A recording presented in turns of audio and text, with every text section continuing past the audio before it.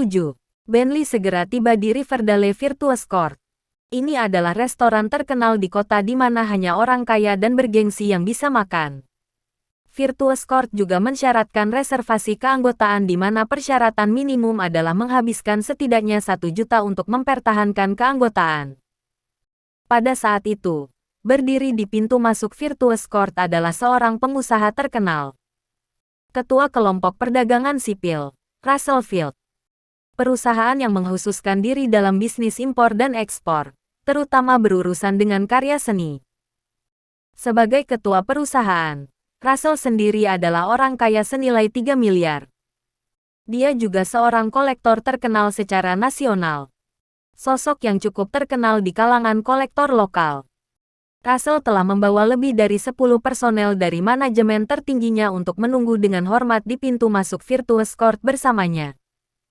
Adegan ini cukup mengejutkan para pengunjung yang makan di restoran. Bahkan ada teriakan seru. Bukankah itu ketua Civil Trading Group, Russell Field? Siapa yang dia tunggu dengan tampilan mewah ini? Sungguh pemandangan yang langka. Seorang miliarder seperti Russell sedang menunggu dengan rendah hati di pintu atau pengadilan yang berbudi luhur. Apakah ada tokoh penting yang datang? Siapapun itu, mereka pasti bukan dari Riverdale.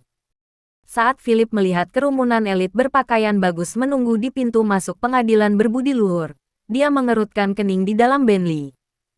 Bukankah aku bilang untuk tetap low profile? Ada apa dengan tampilan mewah ini? George tersenyum malu. Tuan muda, Presiden Field pasti ingin memberimu kejutan. Kejutkan kakiku. Aku tidak menyukainya, kata Philip dingin.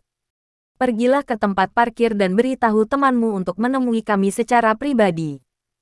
Dimengerti, Tuan muda. George mengangguk. Mobil melaju pergi ke area parkir. Russell telah berdiri tegak di depan Virtuous Court saat dia dengan sabar menunggu tamu kehormatan hari ini.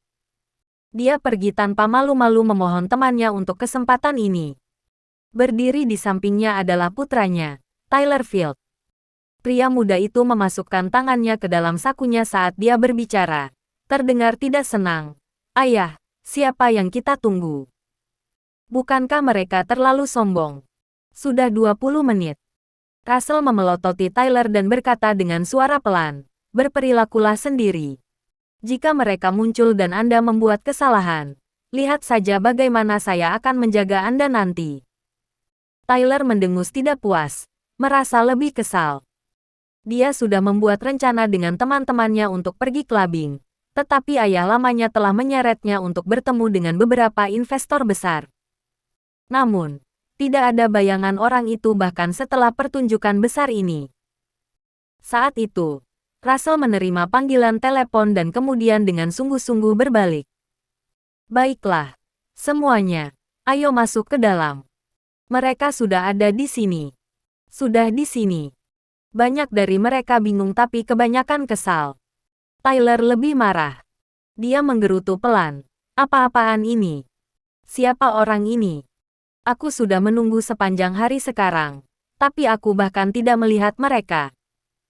Namun, dia tidak berani mengatakan apapun di depan ayahnya, jadi dia hanya bisa merajuk dan mengikuti Russell ke dalam restoran. Begitu Russell menerima panggilan telepon, dia membawa putranya dan bergegas ke kamar pribadi di sudut.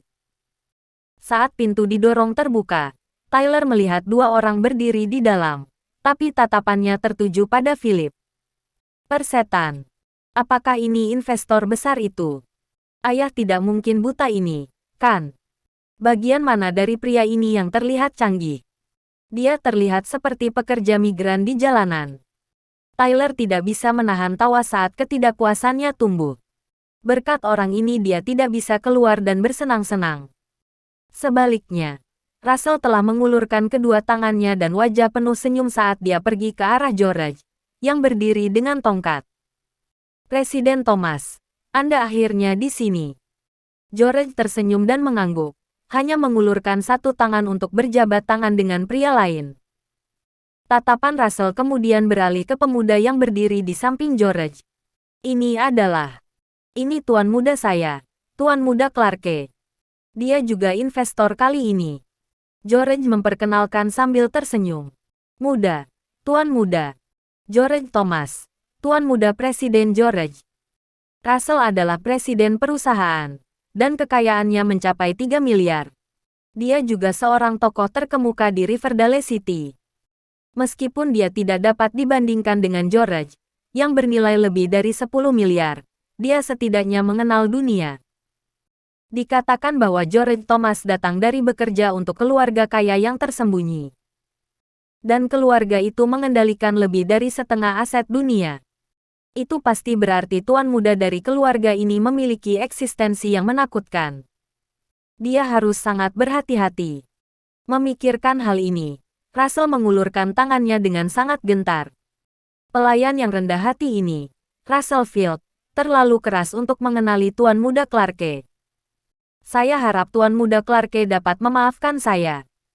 Philip mengangguk pelan dan menjabat tangannya sebelum berkata, Presiden Field, saya masih memiliki beberapa hal untuk diurus. Jadi mari kita selesaikan ini dengan cepat. Saya mendengar dari George bahwa perusahaan Anda membutuhkan pembiayaan. Beri saya angka. Russell melirik George, tetapi dia menyadari bahwa yang terakhir telah mengistirahatkan matanya. Russell kemudian berkata, Tuan Muda Clarke, perusahaan kami sedang bersiap untuk membuka pasar karya seni ke negara-negara internasional. Penjualan saluran di Amerika dan Italia telah berjalan dengan sangat baik, sehingga sebagai perkiraan, kami akan membutuhkan 1 miliar dalam pembiayaan sebagai perkiraan. Jangan khawatir. Kami akan memberi Anda 25% saham dan bonus di akhir tahun. 1 miliar bukanlah jumlah yang sangat kecil. Bahkan jika Russell bernilai 3 miliar, dia tidak berani mempertaruhkan 1 miliar miliknya. 1 miliar. Philip bergumam, sedikit mengernyit saat dia tampak berpikir keras.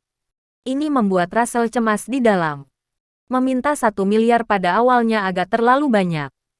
Selain grup Apex, mungkin tidak ada orang lain di kota Riverdale yang mampu membantu. Namun, kata-kata Philip berikutnya mengejutkan Russell untuk waktu yang lama. Bahkan Tyler yang telah memandang rendah Philip sejak dia memasuki ruangan itu terkejut. Saya akan menginvestasikan 2 miliar, tetapi saya ingin 40% saham. Philip tersenyum seolah dia hanya berbicara tentang angka. 2 miliar. Apakah ini mimpi? Russell merasa seperti sedang diawasi oleh Lady Luck. Betapa mengejutkannya ini. Aset perusahaannya hanya berjumlah sedikit di atas 3 miliar, tetapi mereka dengan mudah menawarkan untuk berinvestasi 2 miliar dolar. Menakutkan. Ini terlalu menakutkan. Apakah ini kekuatan finansial dari elit tersembunyi? 40% saham masih merupakan kondisi yang dapat diterima Russell. Tuan Muda Clarke, apakah Anda yakin ingin menginvestasikan 2 miliar? Russell nyaris tidak bisa berbicara karena kegembiraan, tetapi dia masih segera menenangkan diri untuk bertanya. Terlalu sedikit. Aku bisa menambahkan sedikit lagi, kata Philip santai. Sedikit lagi. Russell hampir tidak bisa berdiri tegak sekarang. Dia dengan cepat menjawab, tidak, 2 miliar sudah cukup. Itu harus cukup. Dengan 2 miliar ini, Russell memiliki keyakinan penuh bahwa ia dapat menaklukkan pasar Amerika dan Italia. Pada saat itu, perusahaannya sendiri akan dapat mencapai lebih dari 10 miliar. Russell kemudian meminta sekretarisnya untuk bergegas masuk dengan sebuah kotak panjang yang indah di tangan. Russell mengeluarkan gulungan dari kotak, membuka gulungannya, dan tersenyum. Tuan Muda Clarke, ini adalah lukisan otentik karya Tang Bohu China yang terkenal. Saya telah menyimpannya selama bertahun-tahun sekarang, dan hari ini saya ingin mempersembahkannya kepada Anda sebagai tanda penghargaan saya.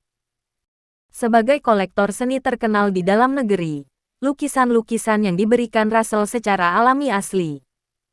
Di pasaran, lukisan asli Tang Bohu bisa bernilai lebih dari 10 juta.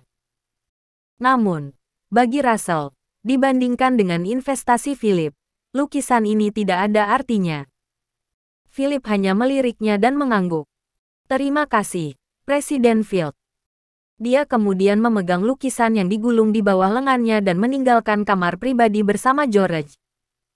Saat mereka keluar dari ruangan, Philip melihat seorang pria parubaya mengenakan setelan lengkap datang dengan senyum di wajahnya. Tuan Muda Clarke, mohon tunggu. Saya adalah pemilik Virtuous Court, Javier Morris. Baik Philip maupun George berhenti, menatap pria parubaya itu dengan bingung. Ketika Javier melihat George berdiri di belakang Philip, dia merasakan kejutan besar. Itu benar. Presiden Field benar. Pemuda yang bisa memiliki orang terkaya di kota itu berdiri di sampingnya memang luar biasa. Tuan Muda Clarke, Presiden Thomas, saya tidak tahu bahwa Anda berdua akan datang. Jadi saya gagal menyambut Anda. Ini adalah kartu keanggotaan VIP Platinum Pengadilan Berbudi Luhur. Jika Tuan Muda Clarke tidak keberatan, silakan ambil ini, kata Javier. Dia berniat membuat kenalan Philip malam ini. Philip memandang Javier sebentar sebelum mengambil kartu keanggotaan dan berkata dengan nada santai, "Terima kasih." Setelah itu, dia menghentakkan kakinya untuk mulai berjalan lagi, menyerahkan sisanya kepada George untuk diurus. George menunggu sebentar sebelum berkata kepada Javier, "Tuan Morris, Tuan mudaku tidak suka terlalu mencolok. Jika ada yang bertanya, dimengerti, mengerti. Presiden Thomas, tolong jangan khawatir. Tidak ada jiwa lain selain saya yang akan mengetahui identitas Tuan Muda Clarke." Javier langsung dijamin. Kembali ke Philippus. Begitu dia meninggalkan Virtuous Court, dia tidak memilih untuk naik ke dalam Georges Bentley tetapi hendak menyewa sepeda. Namun, saat dia melangkah keluar dari pintu, dia secara kebetulan bertemu dengan Win Johnston. Kotoran. Bagaimana dia akan menjelaskan bertemu dengannya di sini? Philip, apa yang kamu lakukan di sini? Win memimpin sekelompok pria dan wanita berpakaian bagus saat mereka muncul di Virtuous Court. Saat dia menatap curiga pada Philip, yang terakhir dengan cepat menjelaskan dengan panik, "Aku di sini untuk pengiriman." Pengiriman. Pengiriman makanan ke restoran. Win sedikit mengernyit. Ekspresinya dingin. Dia mulai kesal ketika dia melihat penampilannya yang lemah. Yang membuatnya semakin cemas adalah membiarkan rekan-rekannya melihat Philip. Namun, suara laki-laki yang bermusuhan tiba-tiba berbicara pada saat ini. "Wakil manajer Johnston, apakah kurir ini suami Anda?" Penampilannya biasa-biasa saja. Seperti yang diharapkan dari orang yang dipelihara. Bab 8. Suara ini tidak menyenangkan. Philip mengangkat kepalanya dan melihat seorang pria gemuk dengan perut bir yang menonjol menatapnya dengan ekspresi mengejek. "Apa hubungannya dengan Anda? Apakah saya seorang pria yang disimpan atau tidak? Apa aku juga mengenalmu?" Philip cemberut, berencana untuk mengabaikannya, berbalik untuk pergi. Namun, si gendut tidak berencana melepaskannya begitu cepat. Dia pergi untuk menghalangi jalan Philip dan mengejeknya secara tidak langsung. "Mengabaikan orang sekarang. Kepribadian yang hebat. Saya mendengar bahwa bisnis Anda gagal. Dan sekarang wakil manajer kami Johnston adalah orang yang membayar biaya hidup Anda. Pria dewasa seperti Anda memiliki keberanian untuk menjadi pria yang dipelihara." Philip mengerutkan kening, tampak sangat tidak senang. Dia mengenali pria ini, Gavin Zah, manajer pemasaran di perusahaan Win. Pria itu telah mencoba mengganggu Win, dan Philip telah memberinya pelajaran. Dan sekarang dia melihat Philip di tempat yang rendah. Pria itu mulai mengejeknya dengan tidak bermoral. Rekan-rekan Win yang lain sekarang menatap Philip dengan tatapan aneh di mata mereka. Mereka juga tahu sedikit tentang Philip, yang dulunya adalah seorang wirausahawan yang antusias, tetapi sekarang telah turun ke status rendah sebagai pengantar barang. Win berdiri di antara kerumunan, mengerutkan kening keras ketika dia memandang Philip dan merasa malu. "Philip, cepat kembali," kata Win. Ketika Gavin mendengar ini, dia mengangkat alisnya saat penghinaan di matanya semakin tebal. Rekan-rekan lainnya mencibir. Bahkan istrinya merasa malu dengannya sekarang. Betapa gagalnya seorang pria. Philip tidak ingin tinggal lebih lama lagi. jadi dia berbalik untuk pergi. Tapi Gavin tidak membiarkan hal itu terjadi. Jangan pergi, Philip. Mengapa kamu tidak makan bersama kami? Istrimu baru saja menandatangani kontrak senilai $100.000 kemarin. Sesuatu yang tidak akan pernah bisa kamu capai dengan 10 tahun layanan pengiriman. Tidakkah kamu mau merayakan bersama kontrak $100.000? Jadi, Win berhasil mendapatkannya. Philip sudah tahu, tapi dia tidak berencana untuk tinggal. Bahkan istrinya mendesaknya untuk pergi. Jadi mengapa dia harus menunggu untuk menghina dirinya sendiri? Oh, Win. Jika saja Anda tahu bahwa sayalah yang memfasilitasi kontrak Anda ini, apa reaksi Anda? Tidak perlu. Aku masih harus ke rumah sakit, kata Philip tenang. Gavin tidak memberinya ruang untuk menolak dan hanya menyeret Philip ke restoran, bahkan melingkarkan lengannya di bahunya dan berkata, tidak perlu malu-malu. Bagaimanapun juga, istrimu sedang mengobati. Makan. Anda hanya seorang pria yang disimpan. Siapa Anda untuk pilih-pilih?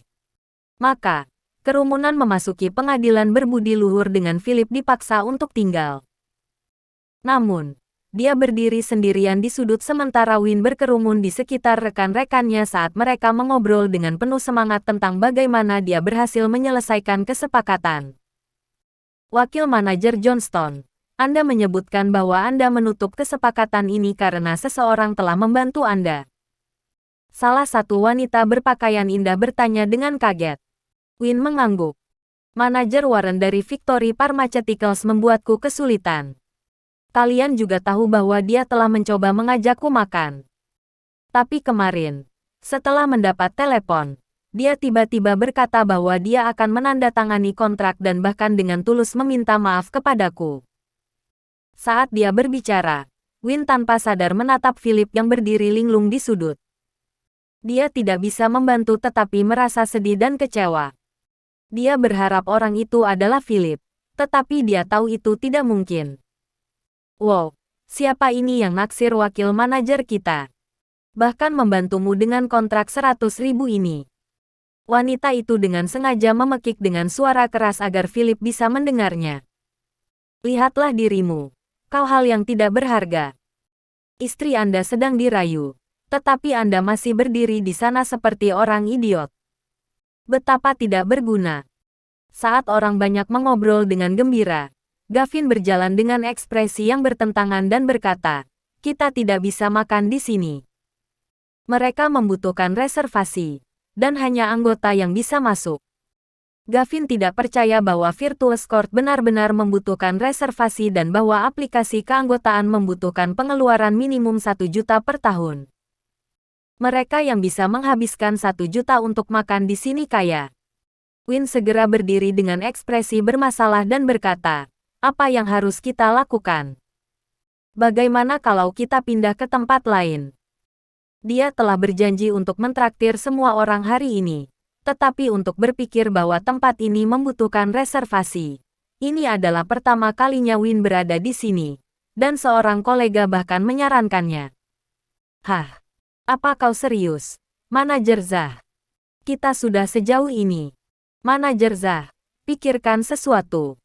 Kudengar makanan di Virtuous Court sangat lezat. Jika itu benar-benar tidak dapat membantu, maka mari kita beralih ke tempat lain. Beberapa dari mereka mulai kesal dan membuat keributan.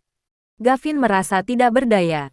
Dia telah melakukan begitu banyak hanya untuk memenangkan hati Win Johnston. Tapi, dari mana dia akan mendapatkan kartu keanggotaan jutaan dolar ini? Kenapa kita tidak pindah ke Noble Manor? Tempat ini membutuhkan reservasi, jadi aku tidak bisa melakukan apa-apa. Gavin mengangkat bahu. Wanita yang tadi berbicara dengan lantang adalah Rose Stewart, sekretaris Gavin. Seperti kata pepatah, jika ada sesuatu yang harus dilakukan, sekretaris akan melakukannya. Jika tidak ada yang harus dilakukan, lakukan sekretaris. Rose menggeser kakinya yang panjang, pindah ke Gavin untuk mengaitkan ke lengannya saat dia berkata dengan genit, Manajer Zah, ini pertama kalinya saya di sini. Bukankah Anda mengatakan bahwa Anda mengenal manajer di sini? Suruh dia membuka meja tambahan untuk kita. Setelah mendengar ini, Win dan rekan-rekan lainnya menoleh untuk menatap Gavin dengan penuh harap. Yang terakhir sekarang dalam posisi canggung. Dia tidak mengenal manajer manapun. Dia hanya membual ketika dia mengatakan itu. Bukankah itu sedikit tidak pantas? Jangan ganggu mereka dan pindah ke Noble Manor. Itu akan menjadi traktiranku, jawab Gavin segera. Noble Manor tidak semahal itu. Makan untuk 7 atau 8 orang hanya berharga sekitar 1.000. Dia bahkan mengikuti arus dan menawarkan untuk mengobati. Jadi mungkin Win akan berterima kasih padanya untuk ini. Namun, beberapa rekan tampak kesal. Ross melirik Win dan berkata dengan tidak puas, "Wakil manajer Johnston, Anda berjanji untuk mentraktir kami ke pengadilan yang berbudi luhur. Jadi bukankah ini sedikit terlalu mengecewakan?" Ross iri pada Win. Wanita itu adalah wakil manajer di usia yang begitu muda dan disukai oleh manajer Gavin dan Presiden Hall. Mengapa? Hanya karena dia cantik. Bukankah aku cantik? Aku tidak hanya cantik. Jadi mengapa pria bau ini tidak begitu peduli padaku? Baiklah. Wakil manajer Johnston juga tidak tahu bahwa tempat ini memerlukan reservasi. Ayo pergi ke Noble Manor. Gavin dengan cepat berbicara untuk Win. Nada suaranya tegas. Win membungkuk untuk meminta maaf. "Maaf, saya akan mentraktir Noble Manor. Bagaimanapun, saya seharusnya merawat. Jadi saya tidak ingin merepotkan Anda, Manajer Zah." Beberapa rekan melirik Win dengan dingin sebelum berbalik untuk pergi dengan sedih. Mereka semua dipenuhi amarah sekarang. Jadi siapa yang peduli tentang makan lagi? Tepat ketika kerumunan memasuki atmosfer yang sedih ini, sebuah suara memecah kesunyian. "Saya punya kartu anggota. Apakah kalian ingin menggunakannya?" Philip yang berdiri di sudut berbicara. Lagi pula, dia tidak bisa menolak. Win masih istrinya, dan melihatnya dipecat oleh rekan-rekannya membuatnya tidak nyaman. "Kamu punya keanggotaan. Philip, itu tidak akan membunuhmu jika kamu tidak berbohong. Apakah kamu tahu di mana ini? Pengadilan berbudi luhur. Keanggotaan membutuhkan pengeluaran minimal 1 juta setahun." Kata-kata Gavin yang ambigu dan menyeramkan bisa terdengar. Rekan-rekan di sekitarnya juga memandang Philip dengan tidak setuju ketika ejekan merayap ke dalam ekspresi mereka. Win juga tercengang. Dia menatap Philip dengan canggung sebelum pergi untuk menariknya. Ingin menariknya pergi saat dia berkata dengan suara pelan, "Apa yang kamu lakukan?" "Kembali ke rumah sakit untuk menemani Mila." "Apakah Anda mencoba mengusir saya karena Anda takut saya akan mempermalukan Anda?" Philip tidak menjelaskan. Karena dia tidak menginginkan bantuannya, maka dia akan pergi. Namun, Gavin geli dan tertawa mencemooh. "Wakil manajer Johnston, kenapa terburu-buru? Karena suamimu bilang dia punya kartu anggota. Biarkan dia memesan meja untuk kita." Ejekan terlihat jelas di wajah Gavin. Dia hanya ingin melihat Philip mempermalukan dirinya sendiri. Bukankah dia baru saja mendengar bahwa kartu keanggotaan perak biasa di pengadilan berbudi luhur membutuhkan pengeluaran minimum 1 juta setahun? Tidak masalah. Biarkan saja dia mempermalukan dirinya sendiri di depan semua orang. Dengan begitu, Win mungkin akan sangat kecewa padanya. Dan itu berarti saya akan memiliki kesempatan untuk membuat potongan. "Philip, berhenti main-main. Cepat dan kembali." Win berkata dengan dingin, berusaha keras untuk menekan amarah di dalam hatinya. Kenapa dia harus muncul di saat seperti ini? Apakah menyenangkan menjadi memalukan ini? Dia sudah tidak bisa mengangkat kepalanya setiap kali rekan-rekannya berbicara tentang suaminya, dan sekarang dia menambahkan bahan bakar ke api. Ini membuatnya gila. "Winnie, aku punya kartu anggota," kata Philip tenang. Dia kemudian mengeluarkan kartu dari sakunya dan melambaikannya di depan semua orang. Gavin dan kelompoknya terkejut. Apakah dia benar-benar punya kartu? Namun, setelah berpikir sebentar, ekspresi Gavin terlihat lebih mengejek. "Philip, ini bukan kartu keanggotaan untuk kurir," kan? Tidak benar menipu seseorang dengan ini. Gavin mengejek tanpa sadar. Namun, Philip menatap Gavin dengan wajah datar seperti sedang menatap orang idiot. Hal itu membuat Gavin kesal. Mengapa dia begitu tenang? Mungkinkah kartu itu asli? Mustahil. Saat itu, Rose pergi dengan sepatu hak tingginya, mengambil kartu dari tangan Gavin dan tertawa arogan. Karena suami wakil manajer Johnston mengatakan itu kartu keanggotaan, mari kita coba. Dia kemudian membawa kartu itu ke meja depan. Win tidak bisa menghentikannya tepat waktu ketika ini terjadi. Dia hanya bisa menghentakkan kakinya dengan marah dan menatap Philip dengan marah. Philip, kamu terlalu mengecewakan. Pria ini masih mencoba untuk bertindak pada saat seperti ini. Dan sekarang kebohongannya akan terungkap. Dia tidak hanya akan dipermalukan. Dia juga harus menghadapi hal yang sama. Ejekan di wajah Gavin dan rekan-rekan mereka semakin bertambah. Ayo, ayo, ayo. Kita mendapat manfaat dari asosiasi Philip hari ini. Jadi mari kita lihat apakah reservasinya berhasil. Gavin sangat gembira. Tidak sabar melihat Philip mempermalukan dirinya sendiri. Dia telah menyiapkan banyak hal untuk dikatakan sehingga dia bisa mengejeknya nanti. Beberapa orang lain mencibir ketika mereka mengepung Philip dan Win, mengantar mereka ke meja depan seolah-olah mereka takut keduanya akan melarikan diri.